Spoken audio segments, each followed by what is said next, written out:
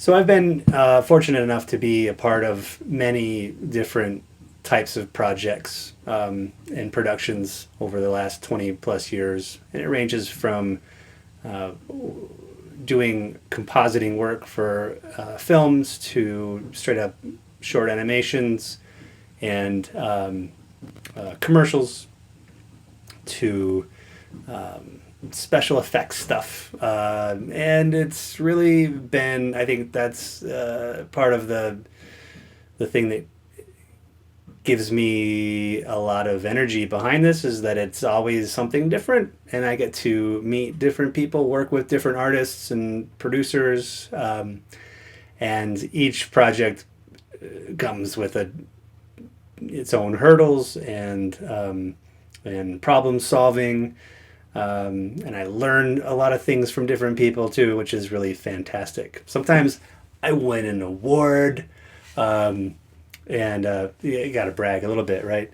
So we'll take a look at some of just a few different pieces that I've done, starting with um, something really simple like the animated cone boy for Big Dipper ice cream that plays before films at the theater, reminding you to turn off your cell phone, but also maybe go across the street and get some ice cream.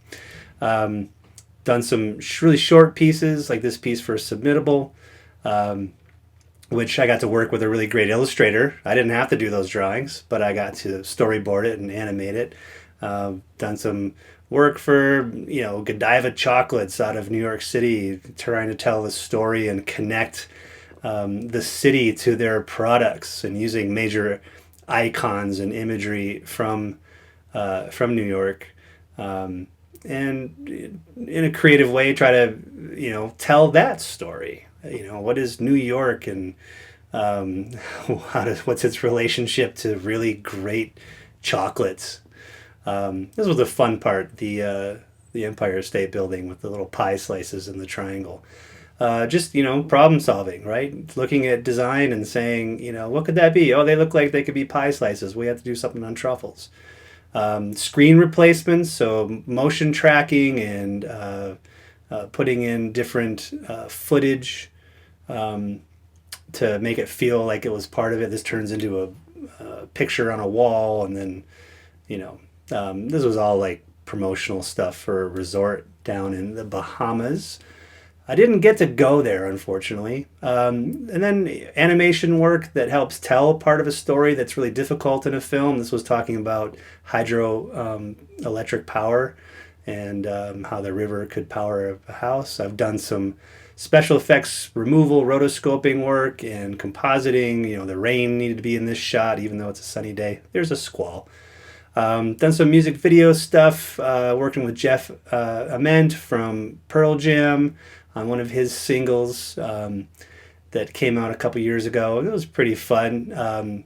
His idea and his direction, and I got to make it happen. It was pretty great. And then this was a project for Valley Uprising where I was part of a team that got to animate these photos, and the photos were really a major part of this production. Like 3/4 of the film were all still photography, but we had to make them feel like, you're actually, bring them to life. Like you're actually there on the side of a rock with somebody flying through clouds, trying to give you that sense of the thrill, the excitement that these guys were in at the time. And, sometimes it's just pulling the photos apart and patching them up in the background and then animating them in sort of a 3D space, working with different 3D compositors to make rocks and stuff and different lighting effects and textures and grit and all that. So, definitely design is a part of a lot of aspects in filmmaking and animation.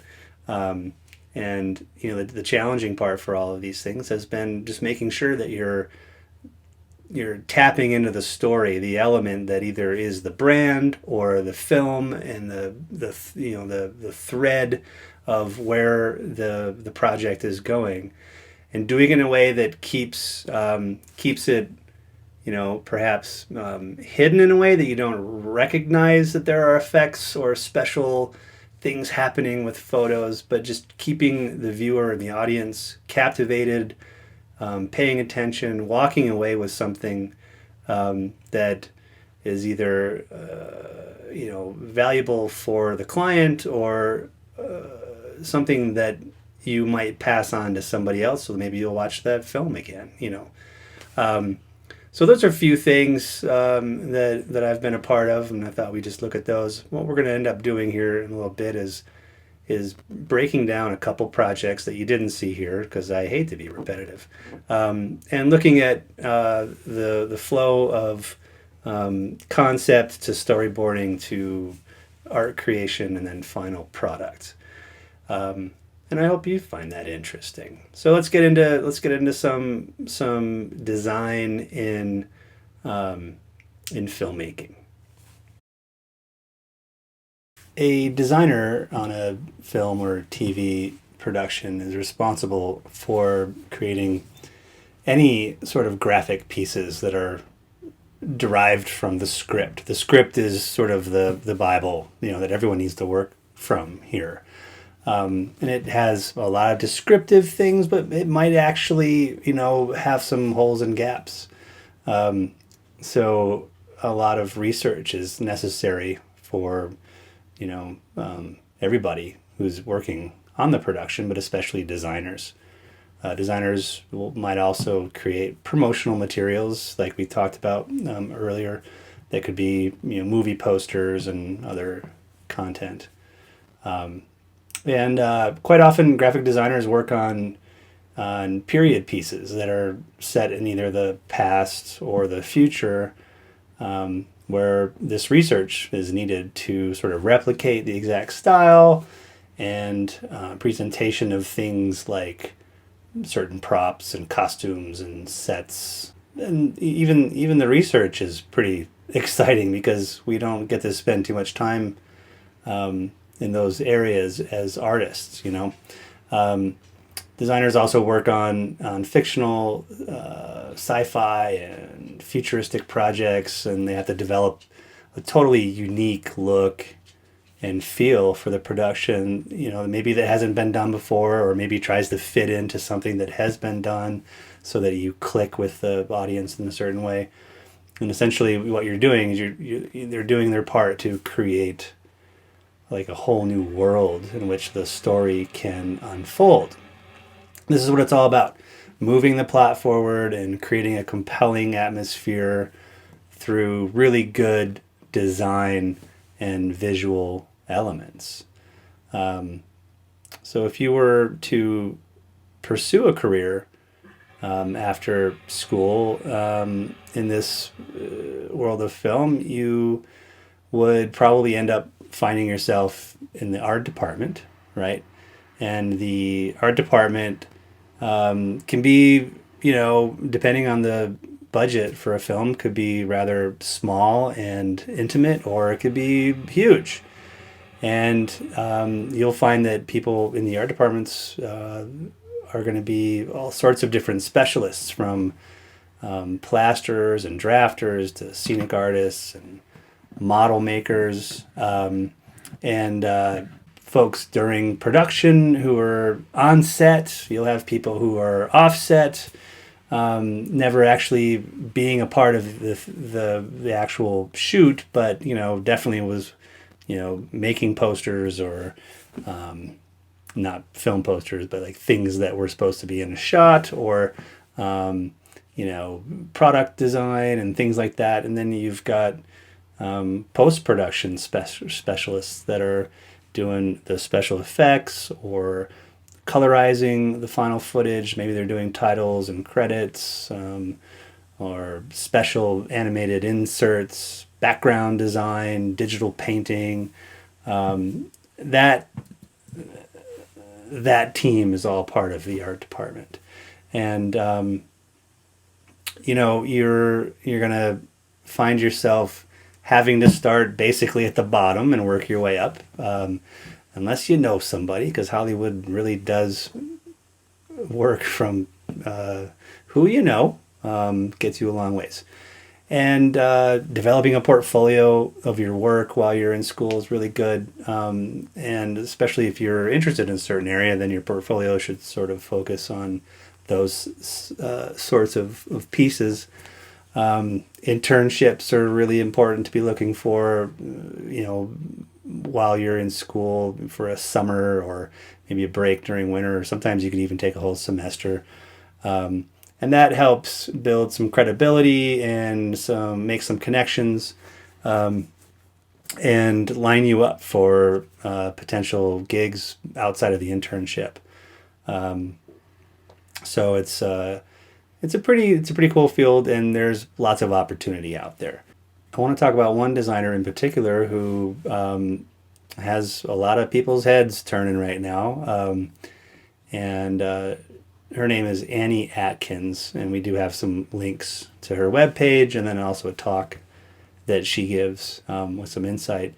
And she's done a lot of work for TV and film, including work on the Box Trolls and Vikings and Titanic, and some other pieces. But like her biggest like achievements has been the work that she did for the Grand Budapest Hotel, and it's brought her all kinds of awards and accolades and bumped her into just continually good productions to be a part of.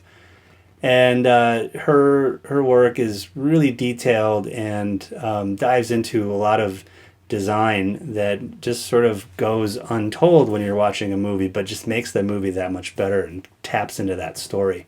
So you're gonna see things that she's done that are like, down to tiny details like maps or postage stamps, newspapers and passports and perfume boxes and things like that really nails the time period and the genre, and helps get that story elevated to a visual connection for the audience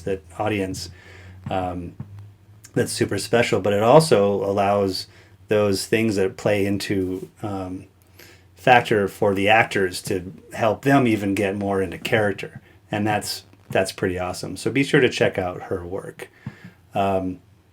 So yeah, production work in filmmaking as a designer is quite vast and really exciting, and something that we don't think about too often. So let's move on. So in the world of design and animation, we can dive into a whole deep pool here. We're just going to skim the surface, because it could really be several classes or even an entire semester, right? It's huge, and animation really does cover a lot of different territories. There's 2D animation, there's 3D animation, animation for film, animation just for animation's sake, I guess, animated movies, and animation for games. And then there's animation for user interface work, and UX design. Just when you watch the little mail icon on your computer bounce when some mail comes in, that's animation. But to try to stay the course here with what we're talking about, design and animation really is about carrying the story through to your audience, and that could be a movie audience, or like I said, it could be the people who are using a phone or playing a video game. And a lot of the same principles and processes for a designer in animation are similar to that in filmmaking. There are large art departments and a lot of people doing a lot of different things in that field. And you might be a character designer designing the characters for an animation, or you might be designing characters for a game. The world of 3D animation is mind-boggling as far as how extensive a team could be just to make an animated film or a short. or even a commercial, you could have hundreds of people working just on characters. You could have hundreds of people who are just doing set design and background work. And um, the the thing about even just a 3D character is that yes, some people are very talented and can do a lot of things in a single production, but usually you have someone who develops the character design as a sketch, and that gets passed on to somebody else who ends up turning that character into a three-dimensional object in the computer, and then that gets passed along to somebody who's working on texture and materials, so clothing and the way the skin looks and whatnot, and then that probably gets passed on to somebody else who maybe only their job is to do hair, um, and and then you have other artists who are really good at environmental things, water, atmosphere, and clouds and whatnot. That work is passed down the pipeline to someone who is just a lighter and deals with lighting, not just the character, but the whole scene that's involved, and trying to make sure that there's, obviously it's all derived from the script, but trying to make sure it's the right time of day. Where's the sun at if we're outside? If we're inside, where's the sun at in the house or building that's coming through a window? And then what are the lights inside of the building or space that we're in? What are they doing? They're practical lights. Maybe they're fluorescent lights. Maybe it's a dark scene and there's just a little fire. What's the flicker like, right? And so even just light itself is something enormous, and that's usually just one person's job, or several people's job, but that's all they focus on. And there's shaders, people who are making sure that the way that the light interacts with the objects and shadows and the materials and the hair and all that is appropriate and whatnot. And then you have people down the pipeline who are just doing finishing work, coloring, and making it feel filmic, perhaps.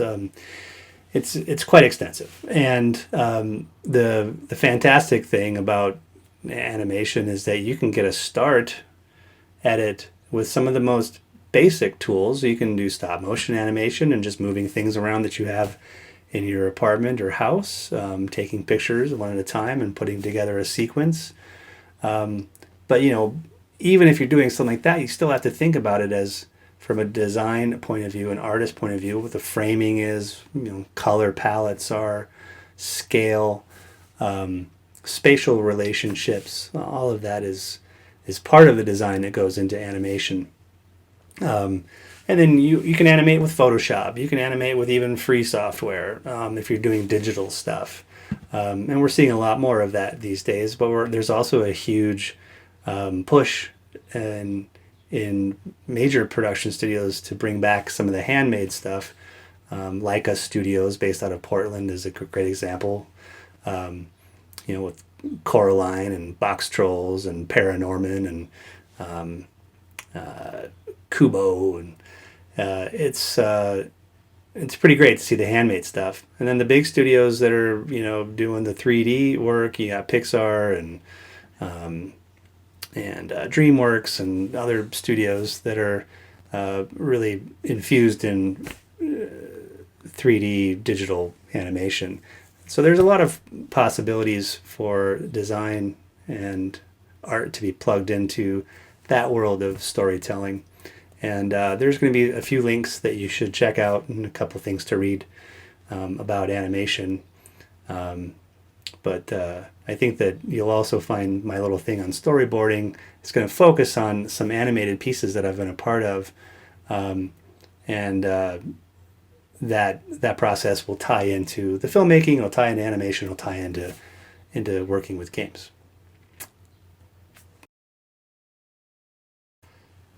There's no doubt that the interactive media industry, primarily gaming, is a massive force in today's world. It's estimated that several years ago, the money spent on games reached $92 billion, which is more than consumers spend on movies and recorded music put together which is huge, right? That means that the game industry is now 5 times larger than the music industry and about 1.5 times larger than the film industry. So it's gigantic. Last year, the gaming industry directly and indirectly employed nearly 200,000 people, with employees earning an average of $100,000, which is pretty awesome, right? So there are many ways to game now, and with the widespread use of mobile devices on top of desktop gaming and dedicated consoles. So we can't ignore it. We gotta look at it, talk about it, and prepare for it, and get into it, right? So, like many students involved in the digital arts and technologies, have a real strong interest in this topic. It makes sense because it's a growing and successful field, and it's fun, and it's got so much energy, and it's vibrant, and I think the hook really is that there are really great stories that you aren't just watching, you are being a part of and investing your maybe talents into it. Like some people who are really good at gaming can have a completely different experience than someone who might be fresh into it, or and the outcomes are different, and even games can have different outcomes just in the way that they're written. So there's a lot of opportunity to get your foot into this door. And this usually means that you got to have a few years of experience in order to get a reputation going, or to have a portfolio, or to maybe start to make some connections. This is an area that our program is just getting a really solid start to, where we have a degree in game design, interactive game design, that starts in the fall of 2020.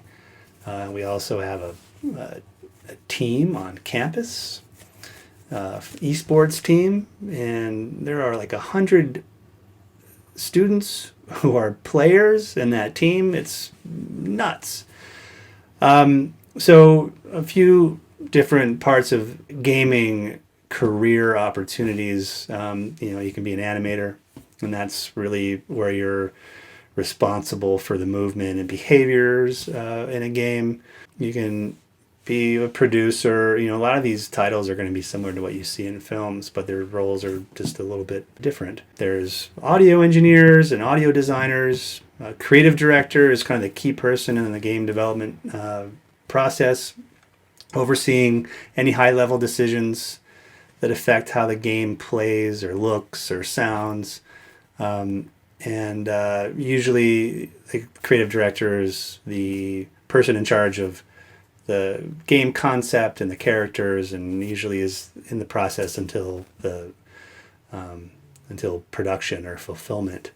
You have developing operation engineers, and these are the people who are really kind of dedicated to how the game runs and interactivity and all of that. And you have your game designers, and they devise what a game consists of and how it plays. They plan and define all of the elements of a game, its setting, its structure, the rules, the story flow, characters, and so on. You have a programmer, and the programmer is at the heart of the game development process, and they're writing the code that runs and controls the game. And fixing bugs and doing testing and all that stuff to make sure everything works right, making sure that they work on different platforms and consoles and all of that, mobile devices. Game artists are usually in charge of creating the visual elements, such as the characters or the scenery, objects that you might interact with, vehicles or guns, things you might use. They're also in charge of what textures and clothing and surfaces and stuff like that are really kind of part of setting that visual stage for that interactivity. A lead artist is kind of responsible for the overall look of the game, working with the game designer and the lead programmer. They sort of create the visual style that the game needs.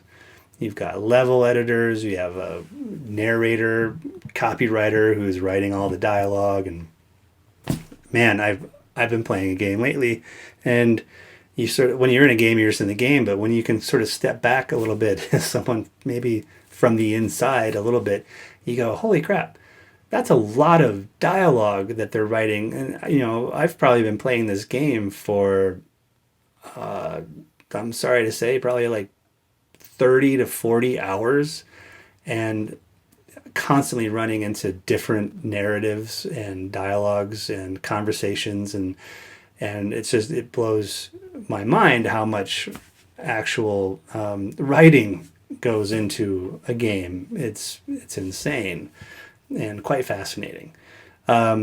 There's testers and so on. So there's a lot of different places where you could find yourself in a game production studio. But my area would definitely be in the visual design as a hopefully a lead artist or something like that, responsible for that stuff, because that's my jam. So kind of take into consideration some of the other things that we've been talking about from filmmaking and from animation, and jam it all together into something that's interactive, and you're looking at the gaming world, and again, just really based around storytelling and immersion into the story, which is the best part, right? Yeah, it's super cool. So I want to talk a little bit about my process of storyboarding and getting to a final product on three different pieces. One of them is a very short 10-second piece, an animated promo spot where I was responsible for everything myself, writing the script, creating the storyboards, finding an artist to illustrate, and then I animated those illustrations, did sound design, read the voiceover, and then output the film for the client. Another one, a commercial piece that was for Sierra Nevada Beer, and I was brought in as a conceptual artist and storyboard artist for this thing. So we got to come up with some of the ideas, the transitions, what the artwork would look like, the frames, etc. I put the work together in a storyboard, and then we moved on to passing that on to several different artists who created the work and then animated it into the motion graphics and compositing and stuff like that. And then another piece that's a little bit longer and it was a little bit more, not really commercial oriented. It was kind of an environmental piece, a promotional thing to try to help preserve our national canyonlands. And on that project, I was brought in again as a conceptual artist and storyboard artist, and worked with just two other artists who were creating the assets, both two-dimensional and three-dimensional, and then we had a voiceover artist to read the script, and then I did some rotoscoping, a little bit of animation in it as well, but we won't really be focusing on that, but it's a really sweet piece. So first, the really short piece was for a company, Submittable, based here in Missoula, Montana. And it was just a thing to throw up on the screen during a film festival that happens here every year, and try to remind some of the folks who are film festival people that there's sort of a new guy in town to check out. So we had 10 seconds, and I came up with a script. So you run a festival, you're spending way too much money on that submission manager, which just sucks up all your money, leaving you without a voice. Help is one click away. Submittable, submissions made simple, right? So you got to do all that in 10 seconds and have it be kind of a compelling piece that, tells their story. So my first process was taking that script, make sure this fits here. Writing the script and then turning it into a very quick storyboard. So I could tell this story in 6 images. We have the people who are identified as film festival folks, and then we have the hand with the money. Like we don't have a lot of money left. We have the other people that you might use for your film festival submissions, which are sucking up all of your money. And then a trash can, which got changed to just a box of films and tapes and things like that. Trying to make it clear that the help is one click away. Just by going to your phone, you can work with the company submittable, and then we have a logo reveal. And so the final product with this guy goes something like this. So, you run a festival. You're spending way too much on that submission manager, which just sucks up all your money, leaving you without a voice. Help is one click away. Submittable. Submissions made simple. Boom, 10 seconds. And, the idea is just trying to make a relationship with the characters. So you might identify with these people, hopefully that was effective. Little bits of motion, the money, the bling, the little glimmers, a little bit of a camera pan, the box opening, the hand coming in, and the reveal of the logo. Like it's bam, bam, bam, happened all within 10 seconds, and we leave with the message, right? So that one's pretty simple, and it was just a process that stayed within my house, basically, right? Meaning it was in-house. It was me. I hired the illustrator, like I said, but then I was able to animate everything else. So when we go into something a little more complex, we have the piece that we did for Sierra Nevada, which was about telling the story about their new process that they have that harnesses the essence of the hops that are being infused with their beer. And the product is called Hop Hunter, and they're talking about this new process of using a kiln and extracting the oils through pressure and stuff, which is kind of groundbreaking. They're very proud of that, and they want to tell the story about that, but also remind us that their beer is delicious, right? So I worked with 2 other artists on this, and like I said, I was brought in as the storyboard artist. And we just sat around the room for a couple hours and talked about ideas. These ideas were, quickly sketched up and then more elaborately put into a flow here. So we start off with the hops, and there's the aroma and the magic, the majesty of the hop, and we wrap the hop in a ribbon, and it reveals the oil ball, the wonderful oil of the hops. And so that's kind of the first start that we get, but it might not tell enough of the story or the process here. So then we go into the ball of oil, then takes us into the fields where the hops are being harvested, and then we get our first interaction with a human. And we know that this is not like a machine, robotics, whatever, large production. There's still people on the fields, and there's care and love and attention going into this. The hands, this gesture of the hands coming out with the hops inside is just something that the visual will connect to your audience a little bit, and it's tactile. You can almost touch it yourself. So then we go into the whole process of this. It's a still. So hops falling out of the hands into the top of the still. The lid comes down. There's aroma coming out of the lid as the lid closes, and it embraces the still.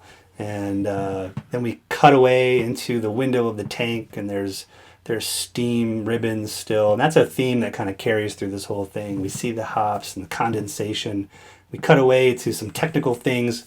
And this is all pretty much made up. We never saw the still. We never really knew what the machinery looked like, but we got to envision it as artists. So we we drew this little pressure thing there, and it's like, yeah, it's working, and we've achieved maximum hopness. And at the very end, through these coils, we produce this wonderful drip of oil, the same oil that we talked about at the beginning, and that oil drip falls and hits the bottom of the frame where there's beer, and the beer rises up and has waves and energy to it, and then it's revealed that that beer is in a glass, and there's a gentleman enjoying a nice sip of beer with a very stylish mustache, mind you. So we pull back to reveal the pint and the mustache man smelling the aroma, drinking and tasting the beer, and then the hops come back into play. We're reminded that the hops are the hero here, and then we keep pulling back and we reveal the label of the Hop Hunter that's just on a beer bottle. It's the hero shot, and it really gives us a journey where we want to have a nice cold glass of IPA. So that was the process here, and I think the best part was just sitting around with my friends, coming up with these ideas, and then putting it on paper, right? So then that paper ended up being put through a quick animatic. I don't have the animatic, but we'll talk about that here in the next one.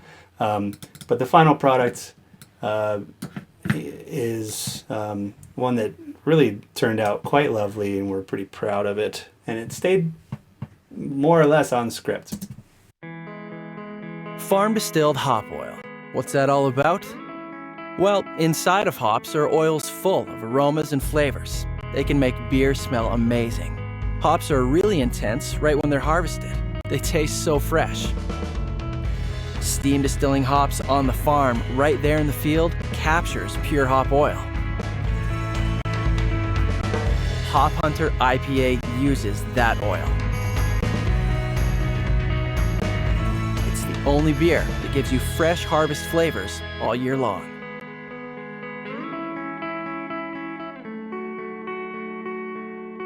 And I gotta say that the wonderful thing about that reveal is that the way that three-dimensionally that move out of the interior of the beer bottle to reveal the exterior, it just has this message that that entire world and story and the hand picking and the distillery and all that is inside that bottle.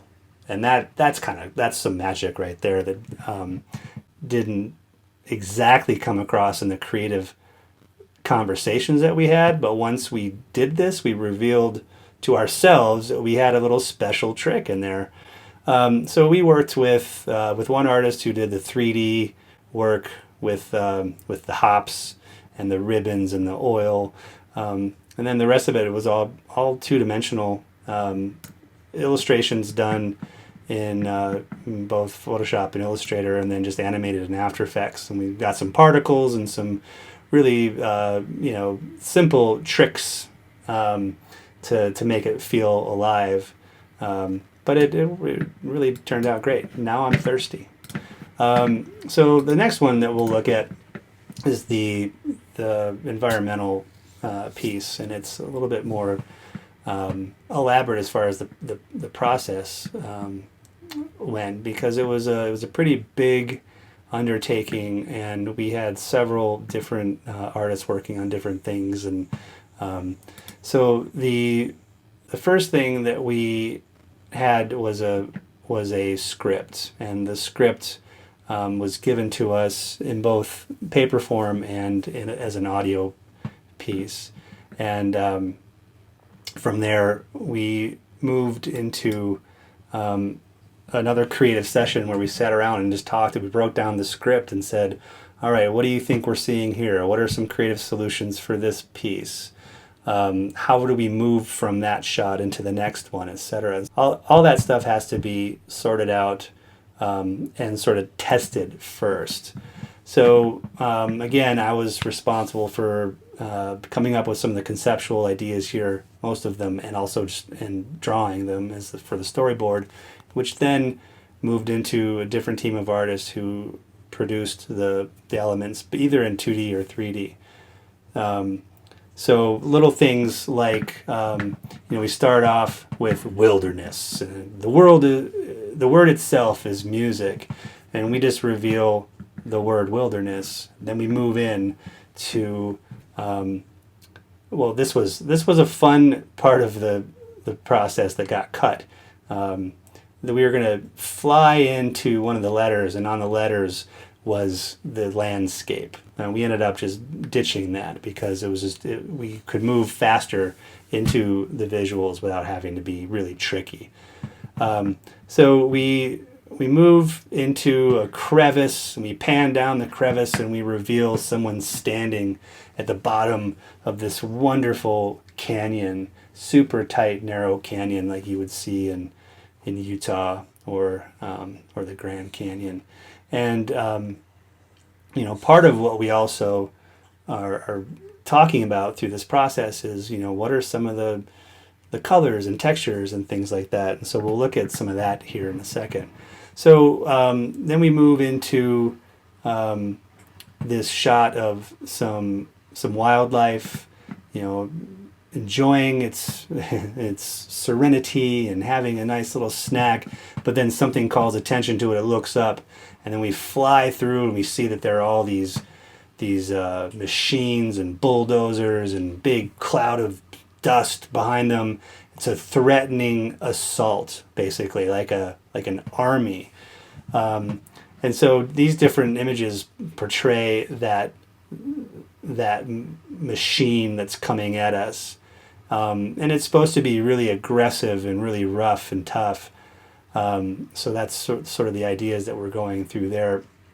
Then we get into some other creative problem solving where looking through all the different photographs of wonderful canyon lands, there are arches, right? And the arch reminded me of the potential of being a suitcase or a briefcase handle.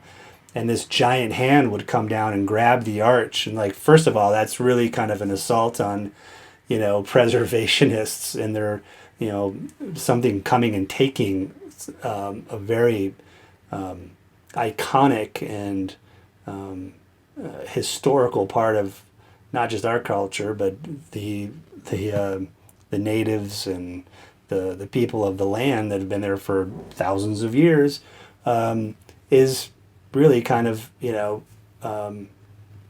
terrifying.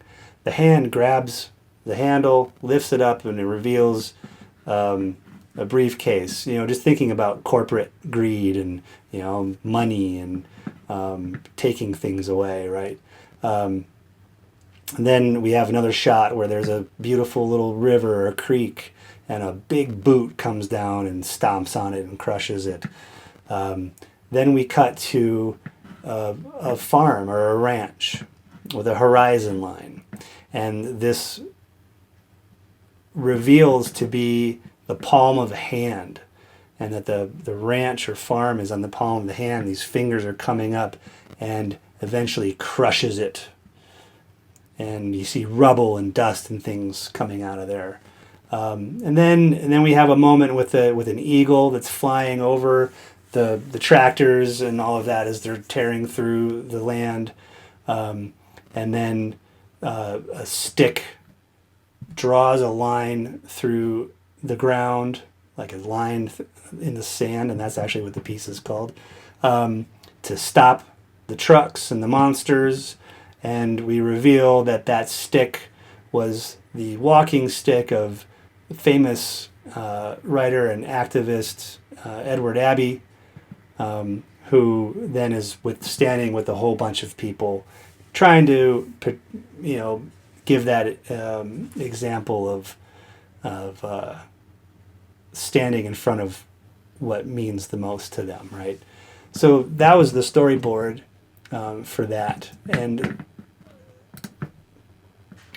we had lots of inspiration that we drew from. So for the bulldozers, we just looked through images to see what kind of things we could pull for texture or for visual imagery.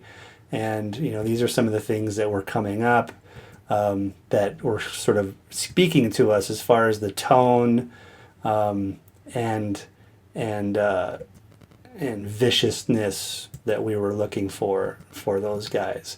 Then we did lots of research on, things that have to do with the Canyonlands and some of these arches and the vistas and the towers, some of the rivers, and there's that handle that we ended up using for the here's groovy rock texture, right? So this is all going into art direction now, and so we're thinking about colors, we're thinking about patterns, we're thinking about how we can dress different parts of this with some of these elements that we're finding, and this plays a big part in the beginning. There's that arch again. So a lot of this visual research was something that we needed in order to go through and make sure that we had some cohesion in how we move forward with the artwork. So the giants that we're thinking of that take the arch and maybe crush the ranch and step on the land, where we looked into some propaganda pieces, so that the folks on board knew kind of what we're talking about. I took pictures of my own hand, like this is what I'm imagining, that seizure of the arch looking like, or here's the shot for the ranch, and I passed this on to our 3D animator so that he had an idea of what we're talking about as my fingers come up, and then we hold it like that, and you'll see that it's pretty much true to what we came up with. So from there we did a animatic. So this thing came to life. The word itself is music. Wilderness. Not a luxury, but a necessity of the human spirit. And these are all the different storyboards kind of patched together in Photoshop and then animated. Open to sea and sky, joyous in its plenitude and simplicity. Perfect, yet vulnerable, unaware of what is coming. There's our monsters on We the in the horizon. West are confronted by regiments of armored monsters grinding toward us. Bulldozers, drill rigs, drag lines, giant earth movers. Sometimes you don't even have to show a picture, you just say a word. Most James. ruthless kind toward our rivers, our mesas, and canyons. Shapes falling and We exploding. must not plan for growth. So then we come out to the Plan hand. for war. A war against that whole array of arrogant and greedy swine who, if we let them, will level every mountain, dam every river, clear-cut every forest, and obliterate every farm and ranch and small town in the American West. So you get the idea. And this is used for several reasons. We do it to make sure that we are visually thinking of all of the important parts of this narration and the script. It gives us an idea of how much time we're going to need for different images, maybe even if we need to plug something in that would keep things active or exciting. But then also it's for the client to review before we put all the energy and time into creating the artwork or creating the animation or sending stuff off to our 3D animator, and making sure everyone's on board, right? And then from that point you get approval, and maybe there will be a few changes, or they might say, actually we pulled that part of the script out, we rewrote it and it changed to something like that. That didn't really happen on this one at all. So then we create concept art, and the concept art is here's the bulldozer. This is like one of the shots, and it gives the team an idea of color and texture, so we have some consistency throughout as we create things. It also lets the producers get a feel for what that energy is and what the look and feel would be for the piece, and they have to approve on those things too. So we played with some of the images, we did some painting, we worked with the texture, to try to establish what this is going to look like. And it ended up being very watercolor meets, a different, another painting style, and lots of grit and that sensation of like sandstone or whatever the makeup of those rocks are. So this, was another phase of approval, and we were able to move into the the production, where we would do things like from the storyboard and some of the art direction that I passed on to the 3D animator, they were able to then have him create the deer and other assets of things that we needed for these shots. And so there's the deer coming to life. Other things need to happen, like shading and understand lighting. So we'd have a conversation about where the sun is and what the shadows are going to look like, so that we could composite that into our other work. We had to do some rotoscoping of, well, I'm not going to do that, of an eagle, and What meaning this is a test of the without eagle. the wilderness? So Beyond the we edge had of some the city, footage of an actual fields and eagle, woods, and to then give that was our handed freedom on to validity. me so that I could basically recreate it as solids that matched our artistic direction. So that rotoscoping was all done in Photoshop, which was pretty great. So then for the final piece, let's have a look, and you can now get an idea of how it played out, and what things may have slightly changed from original pre-production ideas, and it really turned out to be a lovely piece. All right, here we go. Wilderness. The word itself is music. Wilderness. Not a luxury, but a necessity of the human spirit, and as vital to our lives as water and good bread. Open to sea and sky, joyous in its plenitude and simplicity, perfect, yet vulnerable, unaware of what is coming. We in the West are confronted by regiments of armored monsters grinding toward us. Bulldozers, drill rigs, drag lines, giant earth movers, which promise violence of the most ruthless kind toward our rivers, our mesas, and canyons. We must not plan for growth, but plan for war. A war against that whole array of arrogant and greedy swine who, if we let them, will level every mountain, dam every river, clear-cut every forest, and obliterate every farm and ranch and small town of the American West. What meaning is freedom without a wilderness? Beyond the edge of the cities, fields, and roads, to give our freedom validity. At some point, we must draw a line across the ground of our home and our being, drive a spear into the land and say, thus far and no further. The national parks, forests, and public lands of the West are the rightful property of all Americans.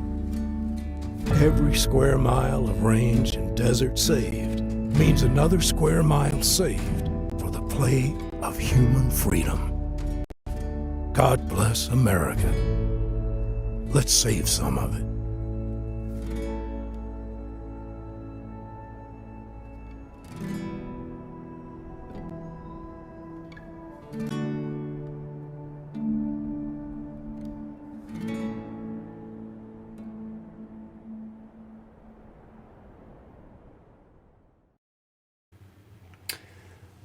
So that concludes our time together talking about design and how it interfaces with story and these different types of media.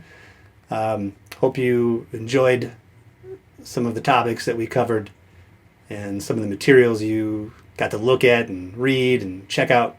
Hopefully it was inspiring for some of you to think about a path of design and storytelling. I can be reached via email, or you can find me around the university if you want to talk more about it, or if you have any questions. You can ask Murph of how you could do that. All right, I hope you have a great time and enjoy the rest of your semester.